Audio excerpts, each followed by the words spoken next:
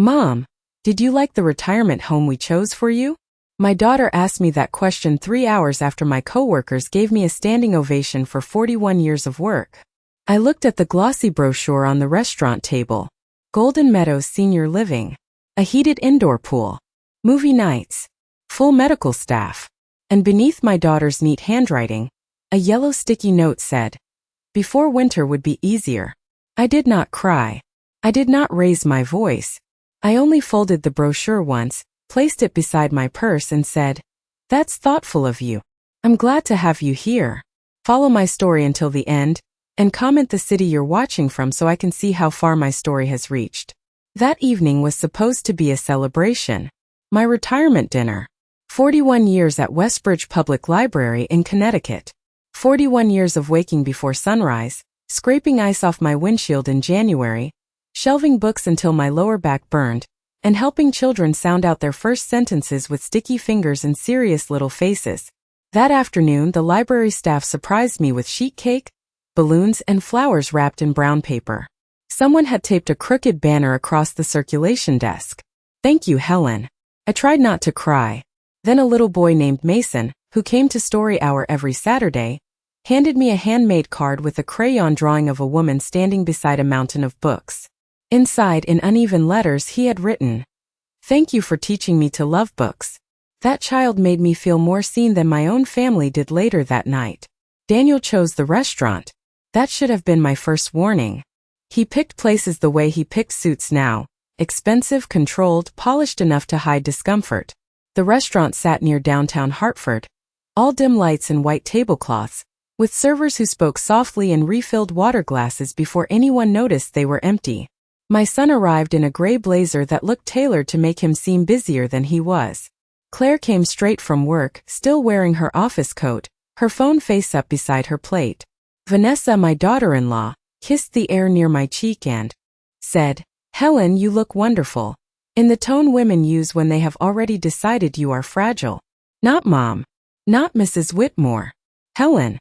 For the first 20 minutes, dinner almost felt normal. Daniel talked about mortgage rates. Claire complained about traffic.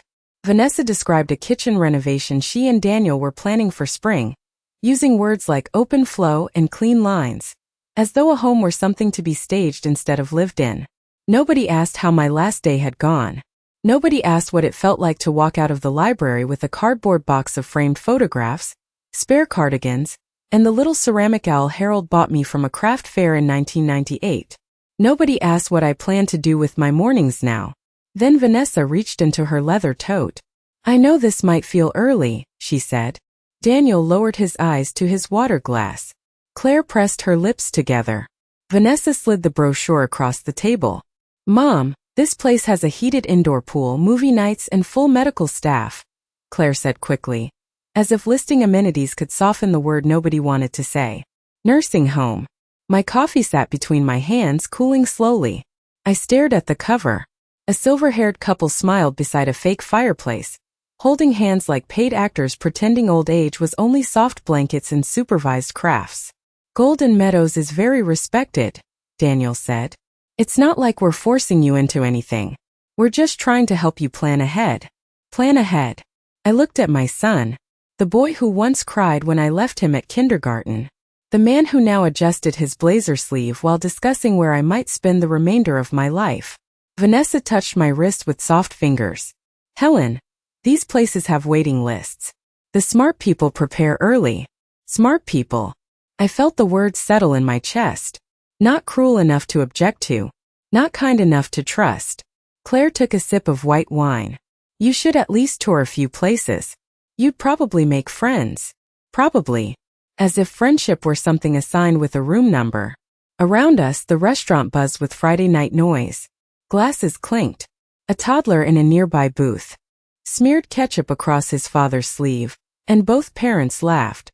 Young couples leaned close under dim lighting, speaking in that private language people use when they still believe time is generous.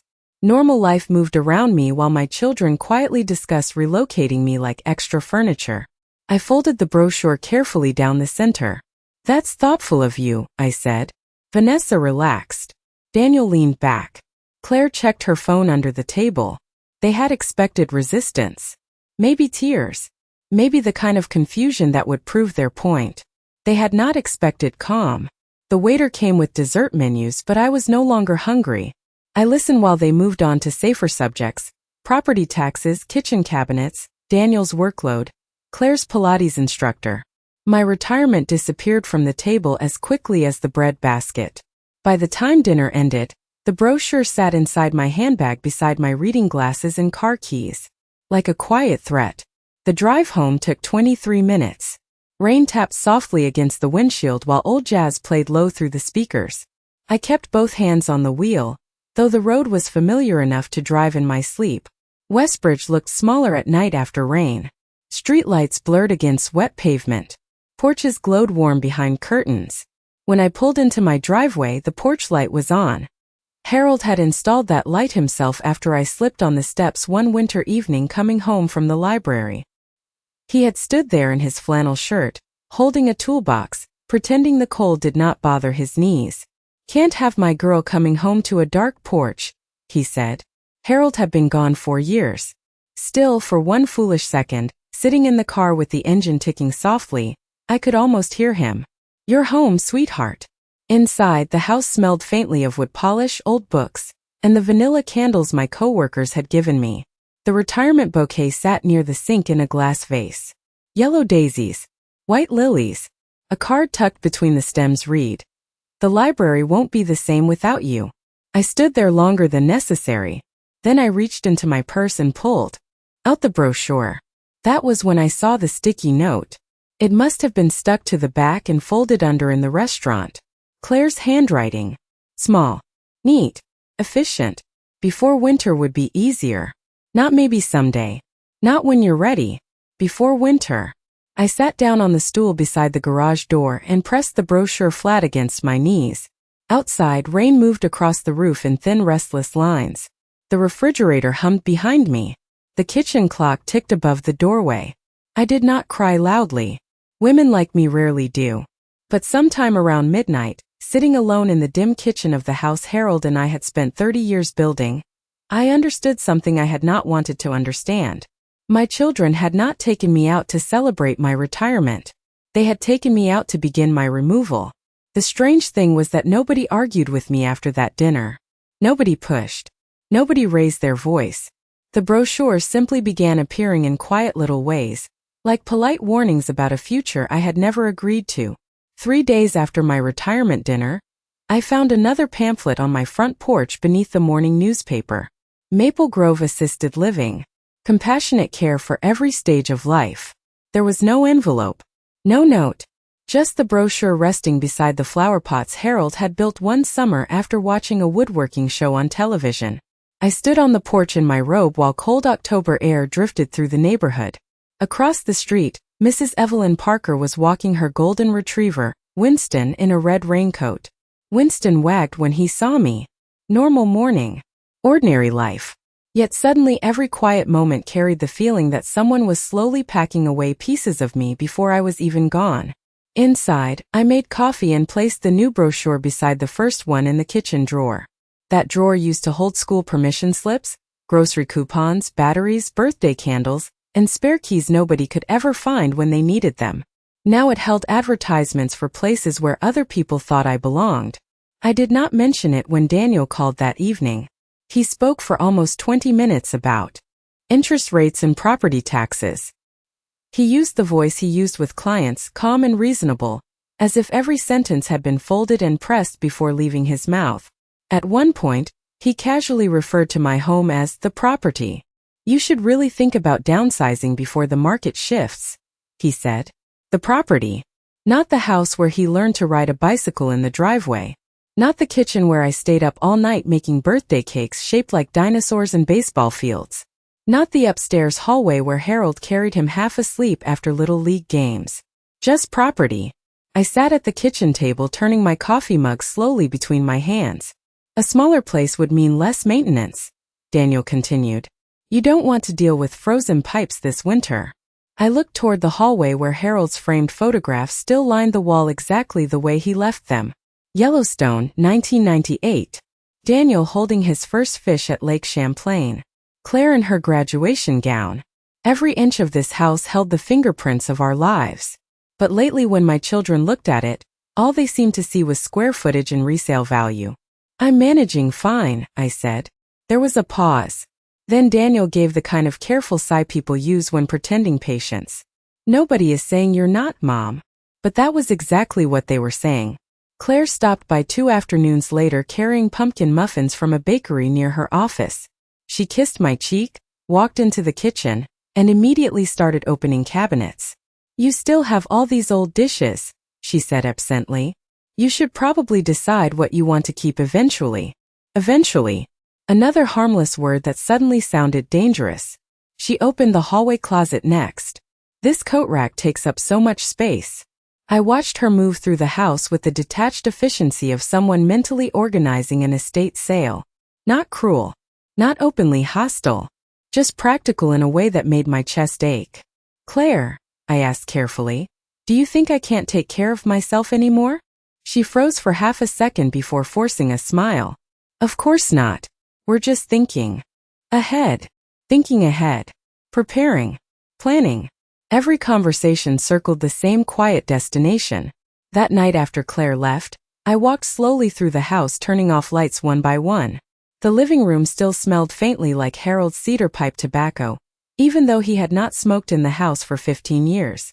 I paused beside the bookshelf where his reading glasses still rested on top of a history novel he never finished.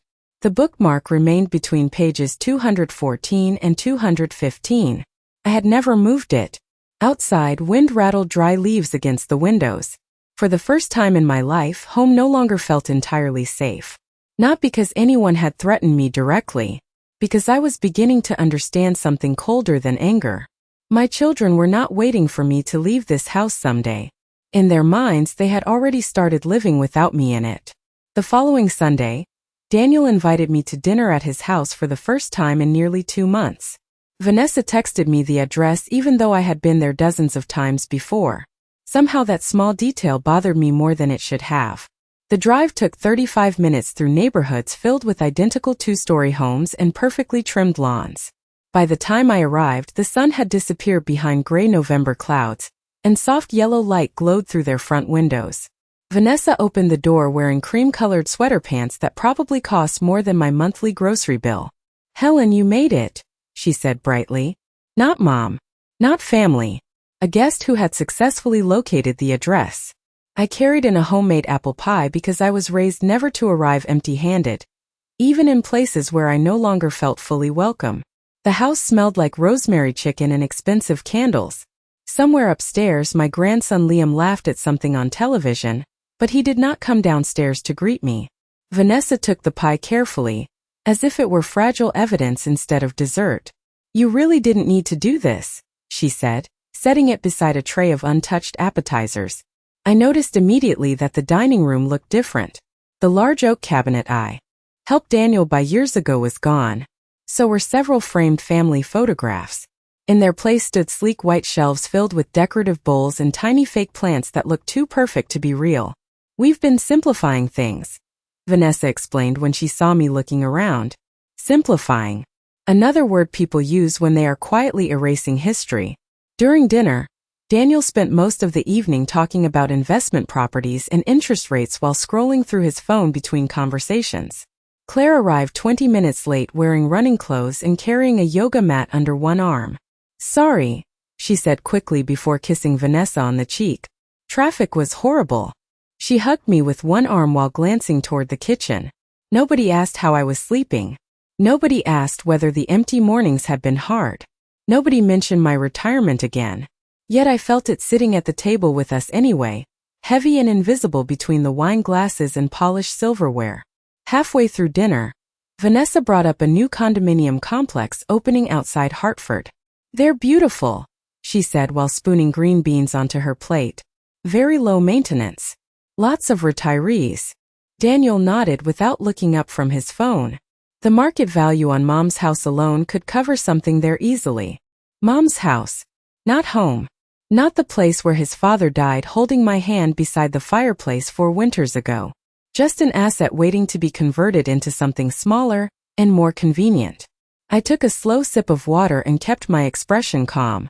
Across the table, Claire avoided my eyes entirely. Then Liam wandered downstairs wearing socks and holding a video game controller. "Grandma," he said happily, then stopped short when he noticed the atmosphere at the table.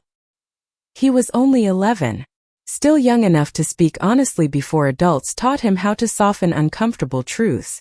"Dad said you might move into one of those old people hotels with nurses." Silence fell so quickly I could hear the refrigerator humming in the kitchen. Vanessa's smile froze. Daniel finally looked up. "Liam," he warned sharply. But the damage had already settled quietly across the table like dust. Children repeat what they hear. I looked at my grandson's confused little face and managed a gentle smile. "Did he now?" Liam shrugged. "Dad said it would probably happen before Christmas." Claire stared down at her plate. Vanessa reached for her wine glass. Daniel rubbed his forehead like he was the one under pressure. Nobody denied it. That was the part one remembered most later. Nobody said, "That's not true." Nobody laughed and corrected the misunderstanding. Because somewhere behind closed doors, conversations about my future had already moved far beyond brochures and suggestions.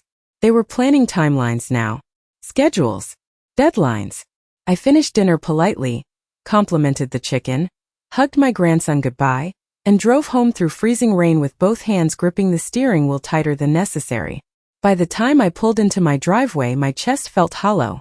Inside the house, I stood alone in the dark entryway listening to the quiet creak of old wood beneath my feet. Then I noticed something strange. The hallway closet door was slightly open.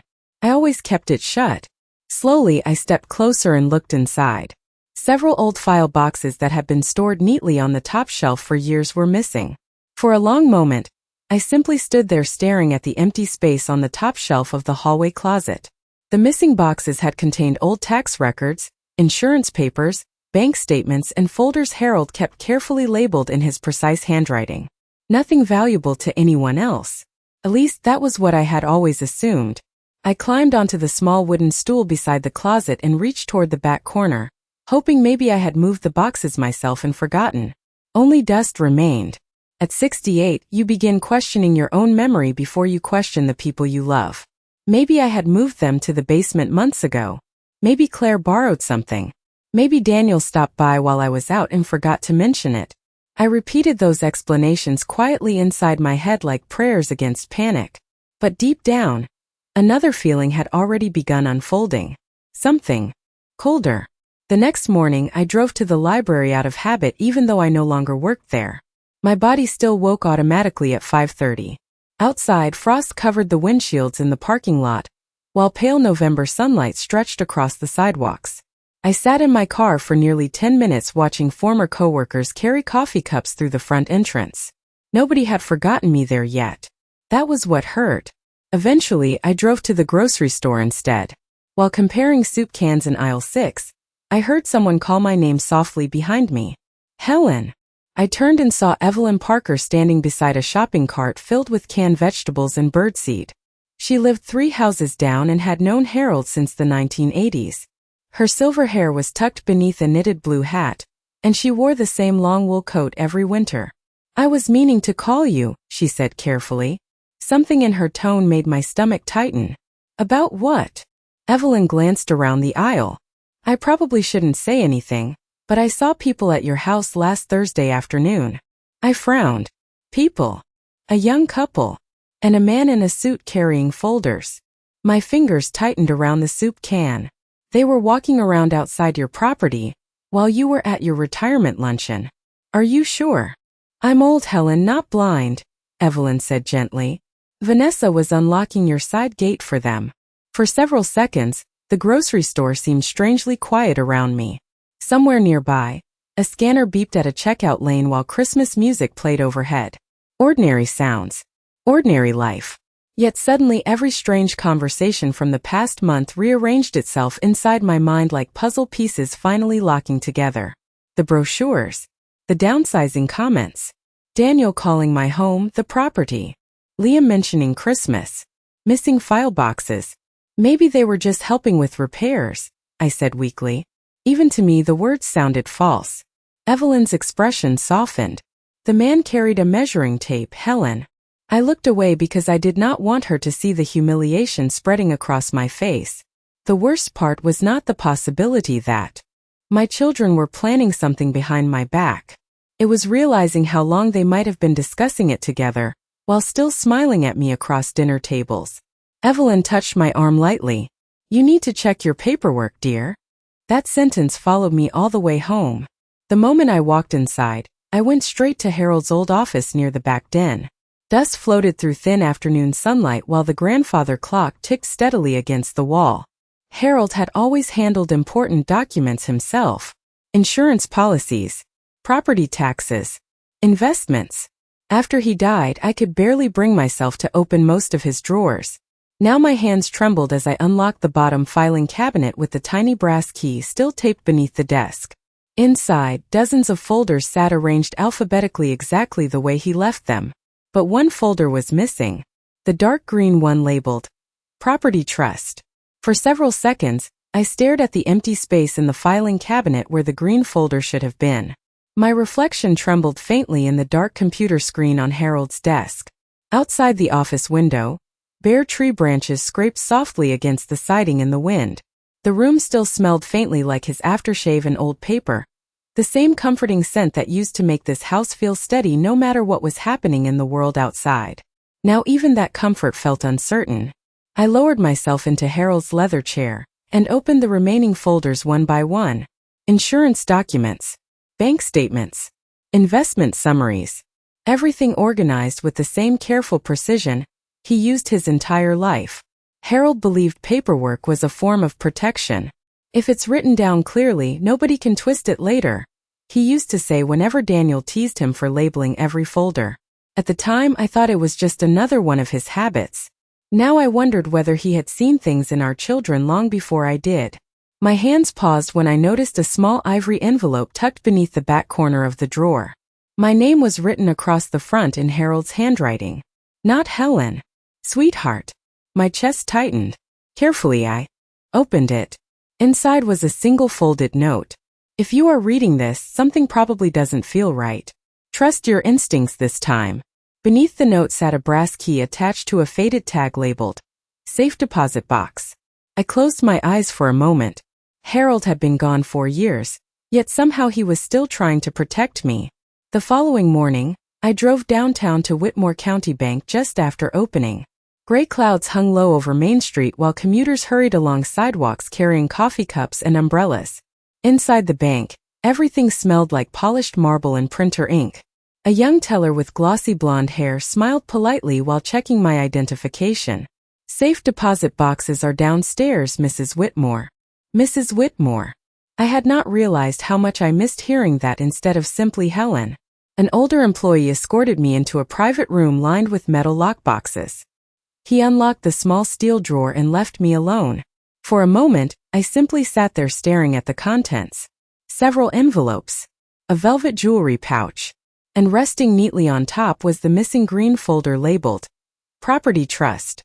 My pulse quickened. Slowly I opened it. The first pages were legal documents transferring full ownership of the house solely to me after Harold's death. Not Daniel. Not shared family ownership. Me alone. But farther inside the folder sat something else entirely. A trust agreement dated 2 years before Harold passed away. My eyes moved slowly across the paragraphs while the fluorescent lights hummed overhead. Certain assets would remain protected, unless I willingly authorized changes in writing before 2 independent attorneys. There was also a clause I read 3 separate times before fully understanding it. Any family member found attempting coercion related to housing, property transfer, or elder relocation would immediately lose inheritance privileges tied to the trust. I sat back in the chair. Harold had anticipated this possibility. Not illness. Not accidents. Pressure. Manipulation. Family. Near the bottom of the folder was a business card clipped to another envelope. Mason Reed. Family estate attorney. Beneath the card, Harold had written one sentence in blue ink. If they ever make you feel small in your own home, call him before you trust anyone else. I looked down at my wedding ring, turning it slowly against my finger. 4 years ago, I believed losing Harold was the hardest part of growing old. I was beginning to understand the harder part was realizing how quickly some people mistake grief for weakness. Mason Reed's office was on the second floor of a narrow brick building above a bakery on Main Street. The hallway smelled like cinnamon rolls and old radiator heat. I climbed the stairs slowly, one hand on the railing, the green folder pressed against my chest inside my purse. His receptionist offered me coffee in a paper cup. I declined because my hands were already trembling enough. Mason was older than I expected. Late 60s, perhaps. Silver hair, calm eyes, no wedding ring. He stood when I entered and did not reach for my hand too quickly. That kindness mattered. "Mrs. Whitmore," he said. "I'm sorry we're meeting under these circumstances." I sat across from him while he reviewed the folder. He did not interrupt. He did not make surprised sounds. He only turned pages slowly, occasionally making notes on a yellow legal pad. Finally, he removed his glasses and looked at me. "Your husband was a careful man." He was. He was also concerned. I looked down at my purse. "About Daniel?" Mason hesitated. "About pressure. Not necessarily from one person." Harold understood that grief changes family dynamics. Money does too. Property most of all. I swallowed. "They've been sending brochures. Talking about condos." A neighbor saw Vanessa unlocking my side gate for a man with a measuring tape. "And files are missing." Mason's expression did not change, but something sharpened in his eyes. "Did you give anyone written permission to access your documents?" "No." "Did you authorize any real estate evaluation?" "No." "Did you agree to tour or reserve any senior living facility?" "No." He wrote each answer down. The small scratch of his pen sounded too loud in the quiet office. Then he said, "You need to understand something. This does not mean your children have committed a crime. Simply by discussing your future. Families discuss aging parents all the time. But unauthorized access to documents, property evaluation without consent, and pressure connected to inheritance may activate the trust provisions." The words sounded clinical. Clean. They did not feel clean inside me. I thought of Daniel's face across the restaurant table, Claire's handwriting on the sticky note, Vanessa's soft fingers on my wrist. "I don't want to punish them," I said. Mason studied me carefully. "What do you want?" I looked toward the window. Across the street, a young mother lifted a toddler out of a stroller, adjusting his tiny hat before carrying him into the bakery. The child rested his head against her shoulder without thinking. "I want to stop feeling like everyone is waiting for me to disappear." Mason nodded once. "That is different." Before I left, he gave me 3 instructions. Do not sign anything. Do not attend any legal or medical appointment arranged by family without independent counsel. Document every interaction. He also told me to retrieve copies of recent property records and check whether anyone had requested a valuation. "Mrs. Whitmore," he said as I stood to leave, "you do not have to make a dramatic move. In situations like this, quiet records are often stronger than loud accusations." That sounded like Harold. Maybe that was why I trusted him. 2 days later, Daniel called while I was watering the small row of winter roses along the front porch. The sky hung pale and colorless above the neighborhood. Cold air stung my hands through gardening gloves. "Mom," he said warmly, almost too warmly, "we found a place we think you'd really love." I straightened slowly. "Found a place. Just to look at," he replied quickly. "No pressure." No pressure. That phrase had started sounding less like reassurance and more like strategy. He explained that he, Vanessa, and Claire had scheduled a tour at Silver Pines Retirement Community the following afternoon. Apparently, they had already spoken with a coordinator named Janet, who was excited to meet me. Excited. Like I was expected. Like plans were already moving forward without my permission. I should have refused immediately. Instead, I heard myself say, "All right." Daniel sounded relieved enough that it almost hurt. "Good," he said. "You'll see this is all for your benefit." After we hung up, I remained standing beside the roses while a thin wind carried dead leaves across the driveway. Somewhere nearby, a dog barked behind a fence. Ordinary suburban sounds. Yet beneath them all, I could feel something shifting quietly beneath my life, like floorboards beginning to crack beneath carefully placed rugs. The next afternoon, Vanessa drove because she insisted parking at Silver Pines was confusing. Her white luxury SUV smelled faintly like leather and peppermint hand lotion. Soft instrumental Christmas music played through the speakers while she chatted casually about holiday decorations and travel plans. I sat in the passenger seat watching bare trees blur past the window. Neither of us mentioned the real reason for the trip. Silver Pines sat on a hill outside Hartford behind decorative stone walls and iron gates. At first glance, it looked less like a nursing home and more like a boutique hotel. Large windows, perfect landscaping, a fountain near the entrance still running despite the cold. Vanessa smiled the moment we pulled into the circular driveway. See? It's beautiful. Beautiful. As if beauty could disguise what the place represented. Inside, everything smelled faintly of lemon polish and fresh coffee. Elderly residents sat in elegant lobby chairs watching a fireplace television channel, while soft piano music drifted through hidden speakers. A woman at the front desk greeted us immediately. "Mrs. Whitmore," she said brightly, standing to shake my hand. "We've heard wonderful things about you." We, as though discussions about me had already taken place in rooms where I was absent. Janet arrived moments later wearing a navy blazer and an expression polished from years of professional compassion. She led us through wide hallways lined with framed watercolor paintings and carefully arranged flower displays. "Our residents really thrive here," she explained warmly. "Residents. Not mothers. Not teachers. Not widows who once built entire lives elsewhere. Just residents." At one point, she opened the door to a small furnished suite overlooking the parking lot. "This floor plan tends to be very popular," she said. The room was clean and bright and completely empty of history. No creaking staircase Harold had repaired with his own hands. No kitchen wall faintly marked where Daniel's childhood height measurements still lived beneath layers of paint. No cedar smell from the old hall closet. No trace that an actual life had ever unfolded there. Vanessa stepped toward the window with visible excitement. "This would be perfect for you, Helen."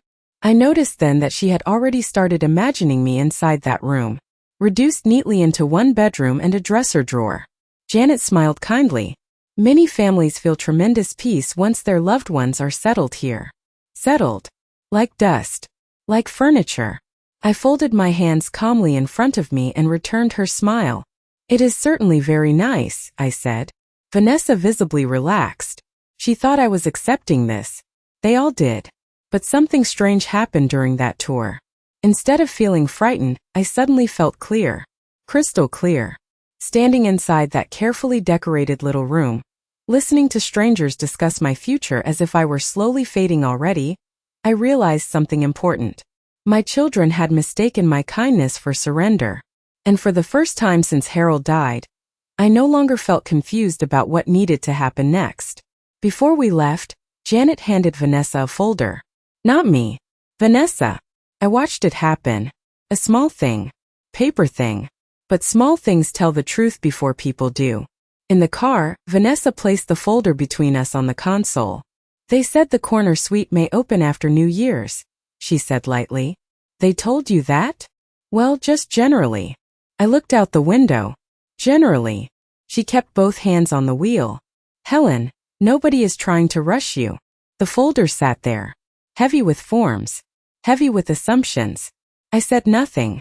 That night, after Vanessa dropped me home, I opened my notebook at the kitchen table and wrote down every detail.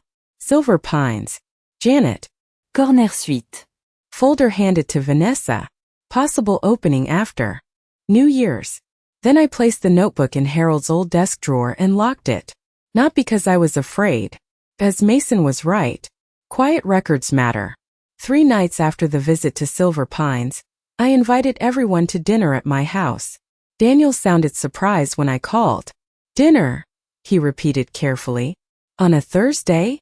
I thought it would be nice," I said while stirring soup on the stove. "It has been a while since we all sat down together here." There was a short pause before he agreed. By 6 o'clock, the dining room glowed with soft amber light from the chandelier Harold had installed nearly 20 years ago.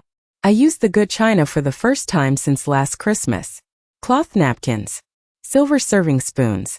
Candles burning low beside dried autumn branches and white roses from my garden. The house smelled like roasted chicken, rosemary and fresh bread. Everything looked warm, familiar, safe, which was exactly why I wanted them there. Vanessa arrived first carrying an expensive bottle of wine and wearing a cream-colored coat that probably had not seen public transportation a single day in its life. She looked around the dining room almost cautiously, like someone revisiting a place she expected to change soon. "This smells incredible," she said with practiced warmth. Daniel followed while answering an email on his phone. Claire arrived 15 minutes later carrying a pie she clearly bought at a bakery on the way over. Liam sat quietly through most of dinner, distracted by his phone beneath the table until Vanessa corrected him twice. Conversation floated politely. Work stress, rising grocery prices, holiday plans. Nobody mentioned Silver Pines directly, but I could feel it at the table. Every time Daniel glanced around the house, I noticed it now. The calculating pauses, the quick mental measurements. Halfway through dinner, Vanessa leaned back and smiled carefully. "I actually spoke with Janet from Silver Pines yesterday," she said. "She said that corner suite would probably become available after New Year's." Claire lowered her eyes. Daniel picked up his wine glass without speaking. There it was again. Not a discussion. A timeline. I folded my napkin neatly into my lap. "That was thoughtful of you." Vanessa smiled, relieved by my calm tone. "We're only trying to make this transition easier for you, Helen." Transition. Another polished word people use when preparing to move someone quietly out of the center of their own life. I looked slowly around the dining room. At the walls Harold painted himself. At the small scratch on the hardwood floor where Daniel crashed his toy train when he was 6.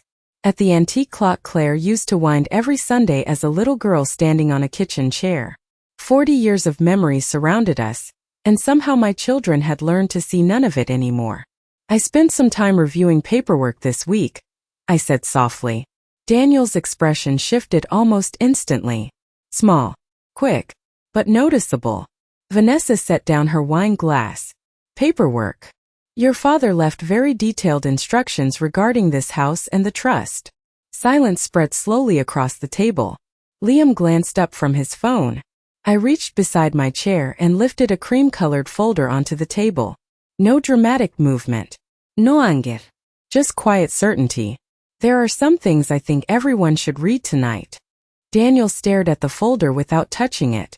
Claire looked suddenly pale. Vanessa tried to smile, but tension had already tightened the corners of her mouth. "Mom," Daniel began carefully, "nobody is trying to upset you." I met his eyes across the candlelight. "No," I said. "You were trying to move me." Nobody answered. The grandfather clock ticked steadily from the hallway while wind brushed softly against the windows. Finally, I slid the folder toward the center of the table. "Your father created legal protections years ago," I continued. "Protection specifically against family pressure involving my home, property, or relocation." Vanessa blinked once. Daniel slowly straightened. Claire whispered, "What does that mean?" I folded my hands together. "It means Harold saw this coming long before I did." Nobody moved for several seconds after I said those words. The candles flickered between us while the grandfather clock continued its slow, steady ticking. Daniel looked down at the folder, like it might explode if he touched it. Vanessa recovered first. She always did. She leaned back slightly and gave a small, uncomfortable laugh. "Helen, I think maybe you're misunderstanding our intentions." Intentions. Such a polished word for people who had toured replacement rooms for me without permission. I opened the folder and removed the trust documents one page at a time. The paper sounded unusually loud in the quiet dining room. "Harold created a protected family trust 2 years before he passed away," I explained. "According to the agreement, any beneficiary found pressuring me regarding relocation, housing, or property transfer forfeits inheritance rights connected to the trust." Claire's face lost color. "What?" she whispered. Daniel finally looked directly at me. "Mom, nobody pressured you." I held his gaze. "You scheduled tours behind my back. Because we were worried about you. You sent brochures before I had even finished my first week of retirement." Vanessa folded her arms. "You're twisting this into something ugly." Ugly. As if the problem was my reaction rather than their behavior. Slowly, I reached into the folder again and placed several photographs onto the dining table. Vanessa stared at them first. Then Daniel. Then Claire. Photographs of a realtor walking around my property with a measuring tape while Vanessa unlocked the side gate. Evelyn had quietly taken them from her front porch after growing suspicious. Daniel's expression hardened. You had neighbors spying on us? No, iyan suarat. I had a neighbor who still remembers what loyalty looks like. Silence settled again. Heavy this time. Liam sat frozen at the far end of the table, no longer touching his phone. Claire looked close to tears. We weren't trying to hurt you, she whispered. We just thought. Her voice trailed away because none of them could say the quiet part out loud. They thought I was old enough to remove from the center of things. Old enough to manage. Old enough to relocate neatly before becoming inconvenient. Daniel pushed his chair back slightly. This is insane, he muttered. You're acting like we tried to steal from you. I looked down at the empty wineglass beside my plate. Somebody removed legal files from my hallway closet. That sentence landed harder than anything else I had said all evening. Vanessa's eyes shifted away first. Just for a second. But I noticed. Daniel noticed too. Slowly he turned toward his wife. Vanessa. She straightened. Oh, don't do that. Did you go through Mom's files? I was trying to help organize paperwork. Without asking me? I said. Vanessa stood abruptly, her chair scraping across the hardwood floor. This is unbelievable, she snapped. We have spent months trying to help you, and suddenly we're villains because you can't accept getting older? There it was at last. The honesty hidden beneath all the careful concern. Getting older. As if aging itself meant surrendering ownership of my own life. I remained seated while she stood there breathing hard beside the table. No, I said. You became villains the moment you started planning my removal before speaking to me honestly. Nobody argued after that. Not immediately. Daniel sat staring at the trust documents with both hands pressed against his forehead. Claire silently wiped tears from her cheeks. Vanessa looked furious, but beneath the anger I could finally see something else. Fear. Because for the first time since Harold died, the balance in the room had shifted away from them. I gathered the documents back into the folder and stood. You all assumed retirement made me fragile, I said. But all it really did was give me enough quiet to finally notice what was happening around me. Then I picked up my wineglass, walked calmly into the kitchen, and left the three of them sitting in absolute silence beneath the warm dining room light of the house they had already started imagining as theirs. The house felt unusually quiet after they left that night. Not tense. Not heavy. Just quiet in the honest way storms feel after finally passing through. I stood alone in the kitchen rinsing wineglasses while soft jazz played from the old radio near the refrigerator. Outside, snow had started falling in slow delicate flakes across the backyard Harold loved so much. The garden beds were empty except for the stubborn winter roses. Near the fence. For the first time in months, I did not feel confused inside my own home. I felt awake. Daniel called 3 times over the next week. I let the phone ring each time until the machine picked up. His messages grew less defensive with every call. By the 4th voicemail, he sounded tired more than angry. Mom, I think we should talk, he said quietly. Things got out of hand. But things had not gotten out of hand. That was the problem. Everything had been perfectly calm, while they slowly planned a future that no longer included me living freely inside my own life. Claire sent flowers with a handwritten note tucked inside. I'm sorry we made you feel unwanted. I stared at that sentence for a long time. Then I placed the card carefully inside the kitchen drawer beside the nursing home brochures. Vanessa never called. Somehow that surprised me less than anything else. 2 weeks later, I hired a locksmith and changed every lock in the house. Not dramatically. Not out of fear. Simply because peace sometimes requires boundaries people can physically understand. The locksmith was a cheerful man in his 50s who complimented Harold's woodworking in the front hallway while installing the new deadbolts. They don't build houses like this anymore, he said. I smiled softly. No, iyan suarat. They really don't. Mason Reed filed formal notices with the trust. Nothing loud. Nothing theatrical. Just letters. Certified mail. Legal language. Calm consequences. Daniel called the day after receiving his. This time I answered. Mom, he said. His voice sounded smaller. I didn't know Vanessa contacted the realtor. I stood by the kitchen sink, looking out at the snow-covered yard. You knew about Silver Pines. He was quiet. Yes. You knew about Christmas. Another silence. Yes. You knew I had not agreed. His breath shook slightly. I thought if we waited until you agreed, you never would. There it was. Not cruelty. Not exactly. Something worse in its ordinariness. Entitlement wrapped in concern. I'm not a child, Daniel. I know. No. You don't. Because if you knew, you would have sat across from me and asked what I wanted. He did not answer. For a moment I saw him as both the man on the phone and the little boy who used to bring me broken toys, trusting I could fix anything. But some things cannot be fixed by mothers. Some things sons must sit with. I need time, I said. How much? I don't know. I hung up before he could ask another question. Then I stood there for a while, listening to the house. The furnace clicked on. A branch scraped lightly against the kitchen window. The world did not end. That surprised me. For years, I had believed family peace was something I had to protect at any cost. But peace built on silence is not peace. It is only waiting. December settled quietly over Connecticut. Snow lined the sidewalks. Christmas lights appeared across neighboring houses in soft glowing colors. For the first time in years, I decorated slowly and only with things I genuinely loved. Harold's old glass ornaments. White candles in the front windows.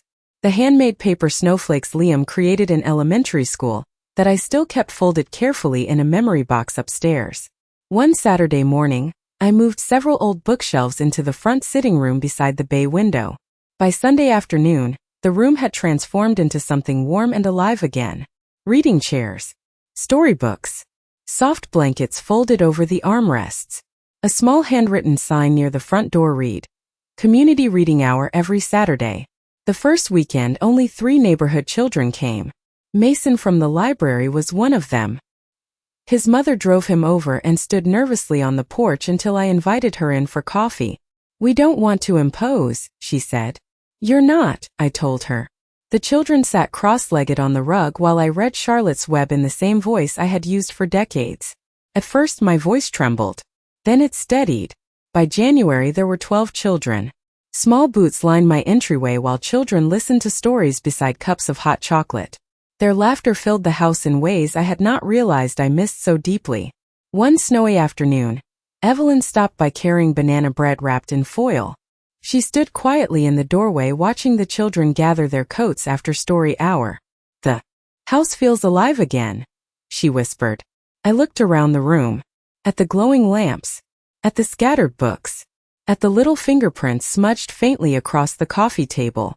And suddenly I understood something important. My children thought growing older meant becoming smaller. Easier to move. Easier to manage. Easier to place neatly into quieter corners where I would inconvenience nobody. But they were wrong. Retirement had not ended my life. It had stripped away distractions long enough for me to finally see who valued my presence and who merely tolerated it. Liam came by 2 weeks after New Year's. Daniel dropped him off but did not come inside. My grandson stood on the porch wearing a winter coat too thin for the weather, holding a paper bag from the bakery. Dad said I could visit, he said. I stepped aside. You never need permission to visit your grandmother. He looked relieved. Inside he handed me the bag. Cinnamon rolls. We sat in the kitchen while snow melted from his boots onto the mat. For a while he said very little. Then he looked at the drawer where I had once kept the brochures. It was closed, but perhaps children sense the shape of adult pain even when they do not know its details.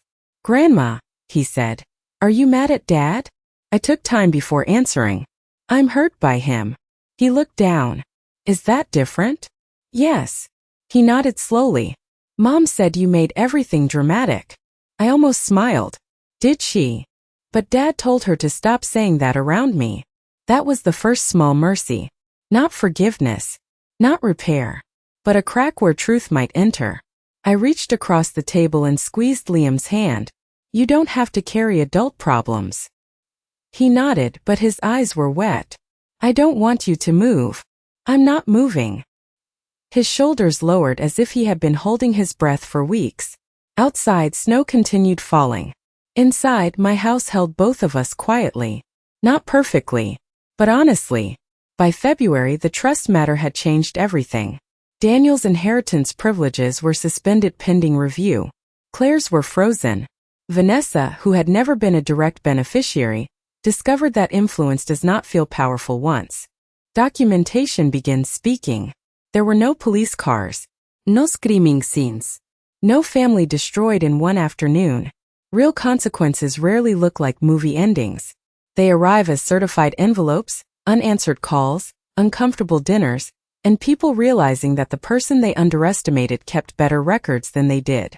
Daniel and Claire requested a meeting with Mason present. I agreed. Not because I was ready to forgive. Because I was ready to listen without surrendering.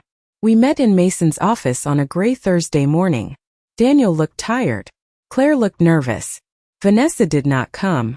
That told me something. Claire cried first. I'm sorry, she said, hands twisted around a tissue. I knew it felt wrong. I kept telling myself we were helping. But I knew. I believed her. That did not erase what she had done. Daniel sat beside her, staring at his hands. Vanessa pushed hard, he said.